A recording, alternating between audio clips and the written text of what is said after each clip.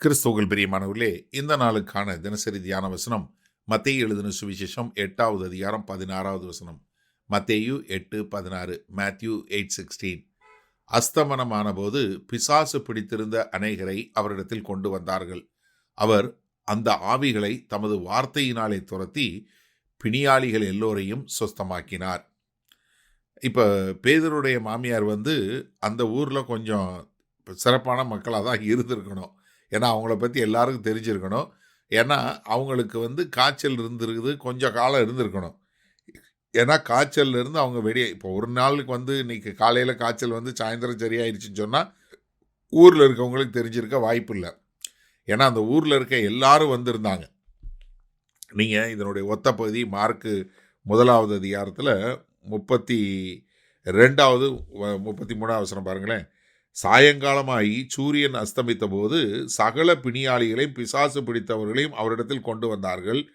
பட்டணத்தார் எல்லாரும் வீட்டு வாசலுக்கு முன்பாக கூடி வந்தார்கள். எப்படி? வீட்டு வாசலுக்கு முன்னாடி ஊரில் இருக்க எல்லாரும் வந்துட்டாங்க.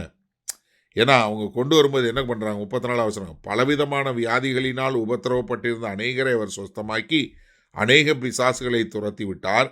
அந்த பிசாசுகள் தம்மை அறிந்திருந்தபடியால் அவைகள் பேசுகிறதற்கு அவர் இடம் கொடுக்கவில்லை. என்ன?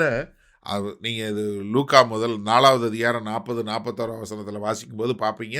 அங்கே அவர் தான் கிறிஸ்துன்னு சொல்லி பிசாசுகளை அறிக்கையிட வர்றதுனால அவர் பேச விடாமல் பிசாசுகளை பூரா துரத்துறாரு.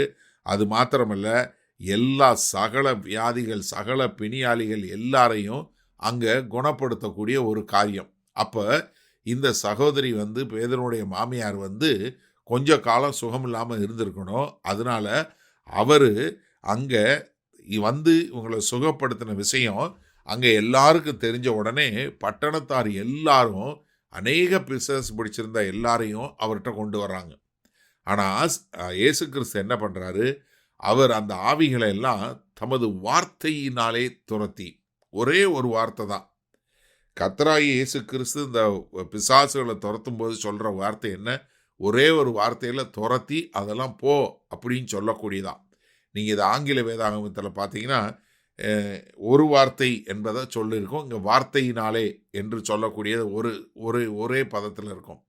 அப்போ வார்த்தையினாலே துரத்தி என்ன பண்ணுறாரு? எல்லா பிசாசுகளையும் துரத்தி பிணியாளிகள் எல்லாரையும் சொஸ்தமாக்கக்கூடியது. யாரெல்லாம் சுகவீனமாக பலவீனமாக வர்றாங்களோ அவர்களை எல்லாம் சுகப்படுத்தக்கூடிய ஒரு காரியம். அப்போ அந்த ஊரில் எல்லாருக்குமே ஒரு பெரிய ஒரு மாறுதல், எல்லாருமே கர்த்தரை அறிந்து கொள்வதற்கு ஒரு பெரிய சந்தர்ப்பம் யார் மூலம் உண்டாகிறது? பேதுனுடைய மாமியாருடைய சுகவீனம். அப்போ நம்முடைய சுகவீனமும் நம்முடைய பலவீனமும் கர்த்தருடைய ராஜ்யத்துக்கு கர்த்தருடைய மகிமை சேர்ப்பதற்கு ஒரு காரியமாக இருக்கிறது என்பதை நாம் உணர்ந்து கொள்ள வேண்டும். சரி, இந்த நாளில் இந்த வசனத்தை நம்ம எப்படி எடுத்துக்கொள்வது? கிட்டத்தட்ட ஒரு 18-19 வருஷத்துக்கு முன்பாக நான் என் கூட ஒரு இங்கேருந்து 2 பிரிட்டிஷ் மக்கள் எல்லாரும் நாங்கள் சென்னைக்கு ஒரு பாஸ்டர்ஸ் மீட்டிங் நடத்துறதுக்கு வந்திருந்தோம் அந்த நாட்களில். அப்போ அங்கே ஒரு நாள் ஃபுல்லாக மீட்டிங் முடிச்சுட்டு சாயந்தரம் நாங்கள் ஹோட்டலுக்கு வந்தபோது அப்போ அங்கே ஒரு சகோதரன் என்னை சந்தித்தார். அப்போ அவர் என்கிட்ட கேட்டார், அண்ணன் இன்னைக்கு அமாவாசை ஆல் நைட் ப்ரேயர் இருக்குது, அதுக்கு வர்றீங்களா அப்படின்னு கேட்டார். நான் சொன்னேன், அமாவாசை ஆல் நைட் ப்ரேயராக நான் இப்படி ஒன்று கேள்விப்பட்டது இல்லையே, என்னன்னு சொல்லுங்க அப்படின்னு கேட்டேன். இல்லை அமாவாசை அன்னைக்கு இந்த பிசாசு பிடிச்சவங்கெல்லாம் ரொம்ப ஆட்டம் போடுவாங்க. அதனால அவங்களெல்லாம் கொண்டு போய் நாங்கள் அவங்களெல்லாம் பக்கத்தில் இருக்க கிராமத்தில் இருக்கவங்களாம் அங்கே இல்லை சபைக்கு கொண்டு அங்கே வச்சுருப்பாங்க.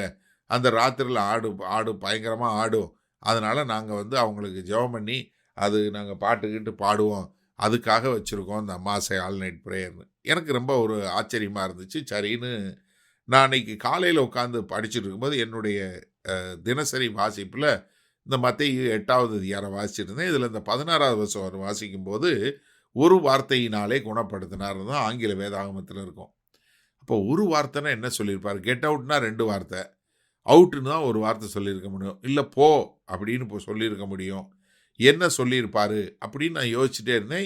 நான் அதை விட்டுட்டேன். அதுக்கப்புறம் அங்கே சாயந்தரம் அந்த மீட்டிங்கு போனேன். போனால் கிட்டத்தட்ட ஒரு 150 பேர் இருப்பாங்க.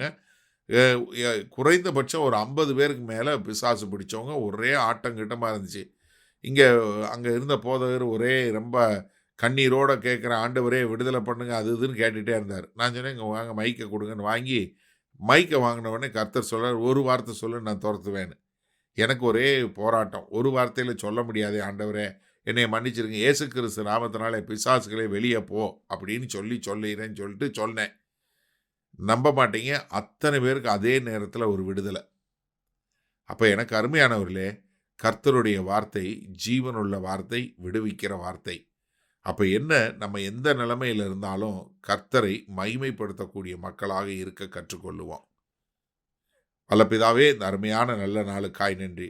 இதோ உம்முடைய வார்த்தை ஜீவனுள்ள வார்த்தை, விடுவிக்கிற வார்த்தை. அதற்காய் கொடான கொடி நன்றி செலுத்துகிறோம். இயேசு கிறிஸ்துவின் மூலம் பிதாவே, ஆமேன். கர்த்தர் உங்களை ஆசீர்வதிப்பாராக. நாம் இன்று மாலை மணால சந்திப்போம்.